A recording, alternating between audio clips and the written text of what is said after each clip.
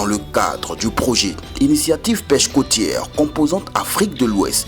Une mission dite d'immersion dans les zones du projet en Côte d'Ivoire s'est effectuée à Sassandra et Fresco dans la période du 1er au 6 décembre 2019 sous la houlette du docteur Yacoub Issola, coordonnateur du projet CFI à la Convention d'Abidjan. Pendant la mission, le docteur et sa délégation ont échangé avec les populations rurales sur la question de la mangrove afin de recueillir leurs avis, connaître les préoccupations sur les approches pour une gestion durable de la mangrove dans la région. Si on veut aider les gens au niveau du village, combien il faut? Donc on va faire comme ça. Pour tous les villages qu'on va identifier, où on va passer, on fait la même chose et puis on remonte. Donc ça donne maintenant une idée de l'enveloppe qu'il faut préparer pour aider les gens. Mais tout de suite, ce qu'on va faire, c'est lister. Pour dire, voici les activités possibles, voici les activités possibles, voici les activités possibles. Et puis, bon, ça c'est une liste. Moi, je remonte la liste. Après, lui va venir, mais telle activité, il y a combien de personnes qui veulent faire? Il va avoir les noms. Si on veut faire telle activité, ça peut coûter combien pour installer quelqu'un? Il va mettre le montant devant. Ainsi de suite. Donc, si on finit de faire ça, ça donne une idée un peu plus précise de, voilà, des différents types d'appui qu'il faut apporter. Moi, je pense qu'avec l'aquaculture, chacun peut s'en sortir. C'est vrai qu'on donne les idées de projet, mais il faut aussi regarder, parce que si on décide de faire le poulet par exemple, on ne pourra pas donner à une seule personne. On va dire, il faut vous mettre en groupe de 3, 4 ou 5. Or, généralement, je sais qu'il y a des activités, quand on met les gens en groupe, c'est ça même qui fait que ça ne réussit pas. Ça fait échec. Parce qu'il y a certains qui trouvent qu'eux, ils travaillent plus que d'autres. Et quand on commence à réfléchir comme ça, que moi je travaille, et puis c'est lui qui prend le profit, le groupe se casse. Et quand le groupe se casse, c'est fini. L'investissement qu'on a fait là, c'est perdu. C'est un projet qui est bienvenu, pour dire vrai, parce que franchement, je suis un acteur destructeur de la mangrove parce que je vivais de ça. Et que ce projet est venu, j'ai constaté que je pratique la pêche. Mais à un moment donné, je ne peux plus avoir successivement 2 jours du poisson. Et tout ça, c'est dû parce que la forêt est partie. Et donc, je pense que ce projet est bienvenu pour que nous puissions quand même bénéficier de beaucoup de choses. À savoir, ici, si on va plus sur l'eau, on peut faire l'élevage, on peut faire beaucoup de choses pour nous rapporter. Ici, puisque la mangrove, on va la planter, reboiser, donc à la longue, le poisson peut revenir. Il faut qu'il s'apprête à nous trouver des bateaux, c'est-à-dire des pirogues. Le projet il est le bienvenu parce que, comme je l'ai dit tout à l'heure, à l'époque, nous, quand ils pêchaient, il y avait pas mal de poissons. Mais depuis qu'on a commencé à faire la déforestation, il n'y a plus de poissons. Donc je pense que c'est la bienvenue. Nous espérons, je souhaite personnellement que le projet réussisse pour que nos jeunes puissent se prendre en charge. Accompagné de Serge Doutché, président de l'ONG Afrique Vert Environnement, le long de la berge de Lagune et les villages environnants ont été visités afin de constater l'état de dégradation du couvert forestier composé de la mangrove.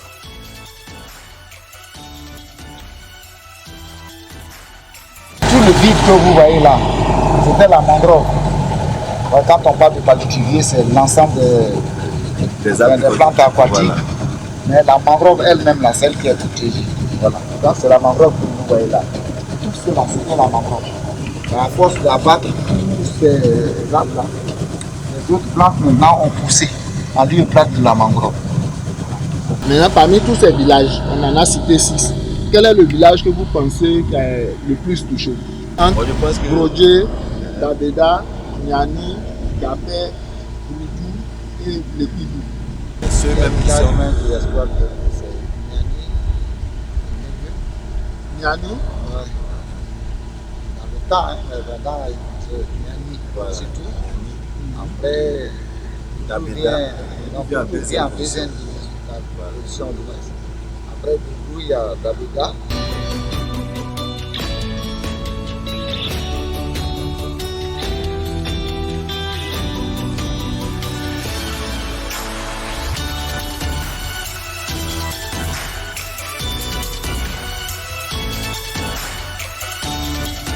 Cette histoire de commercialiser ça, Parce qu'il y a des Ghanéennes qui payent pour fumer du poisson.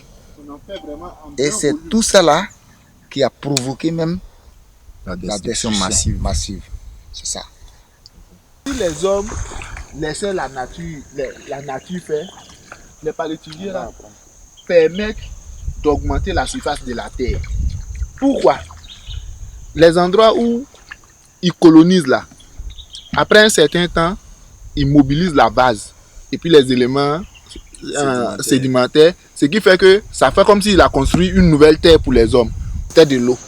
Mais avec les mangroves qu'on a, la destruction de la mangrove a fait que tout cela, ça se tombe. Oui. Où on a accosté là, avant il y avait une grosse mangrove là, mais c'est tombé à force de couper les racines là, où c'est tombé.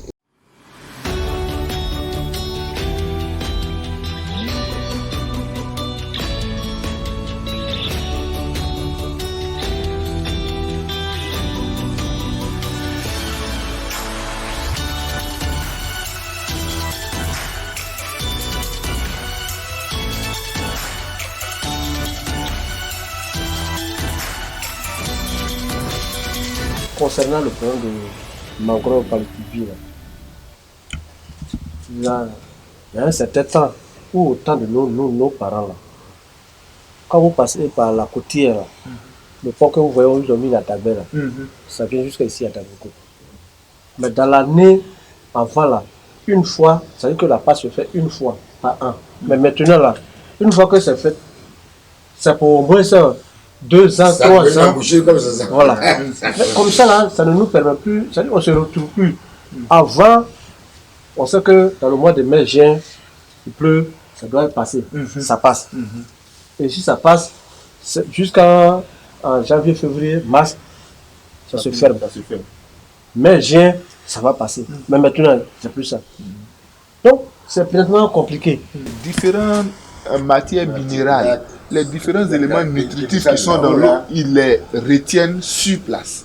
Et ça fait une zone d'alimentation tellement riche que les différents poissons viennent là pour faire leur ponte, viennent là pour se reproduire.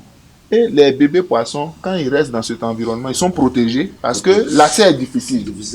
Donc, quand ils atteignent maintenant un certain niveau de croissance où ils savent qu'ils sont un peu matures, ils peuvent se défendre, ils peuvent nager vite, en ce moment, ils viennent dans le fleuve ou bien ils vont en mer. Mais en détruisant ce milieu de protection, cette fonction que cet environnement joue là est supprimée. La coupe des palétuviers a une incidence très importante sur la vie des populations de façon générale. Et pour comprendre cela, il faut commencer même par le rôle des palétuviers. Les populations riveraines généralement vivent de la pêche. Et il y a un lien étroit entre la densité de la population de palétuviers et les prises au niveau de la pêche.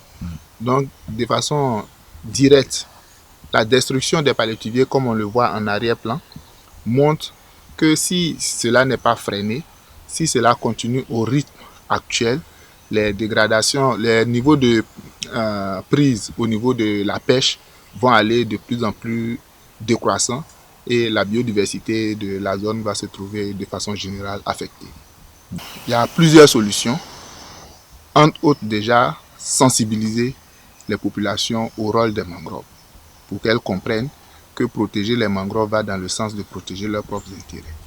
Secondairement, il faut essayer de trouver d'autres centres d'intérêt aux populations qui ont pour activité actuellement la commercialisation des palétuviers, soit sous forme de bois, de chauffe, soit sous forme de charbon, en leur trouvant des activités alternatives qui leur permettent de pouvoir survivre.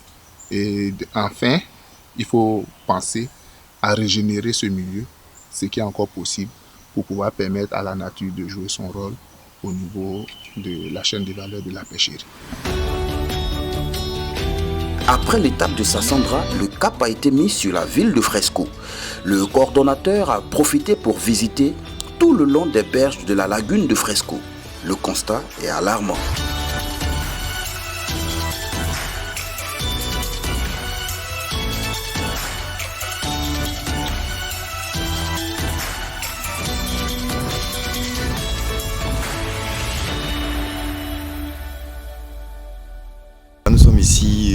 niveau de la passe de Fresco à l'embouchure. Tout à l'heure, nous étions sur le fleuve où nous avons fait plusieurs constats, parmi lesquels la mort de palétuvier sur pied. Mais seulement ce qui était une découverte assez intéressante, c'est que juste après ces palétuviers, il y avait des champs de cacao et d'EVA. Et donc, selon la première supposition qu'on pourrait croire, c'est que ces palétuviers morts sur pied là doivent être certainement dus à l'écoulement des produits phytosanitaires qui sont utilisés pour l'entretien de ces champs de cacao. Et donc, si des actions doivent être faites, parmi toutes ces actions qui doivent être menées là, il faut également de la sensibilisation au niveau des planteurs. De façon générale, je me rends compte qu'on a plusieurs phénomènes aussi bien naturels qu'anthropiques combinés au niveau de la lagune de Fresco. Et ce qui fait que de façon générale, on a une destruction de la mangrove aussi bien par voie naturelle que par voie anthropique. Par voie anthropique, il faut entendre toutes les voies de destruction liées à l'activité humaine, aussi bien par les coupes directes que par l'usage de différents types de produits chimiques, de différentes sortes. La deuxième explication qu'on trouvait pour la mortalité naturelle des mangroves, c'est le phénomène hydraulique lié à la fermeture de la passe à certaines périodes de l'année. La passe, c'est la zone de contact entre l'eau douce continentale et l'eau marine salée.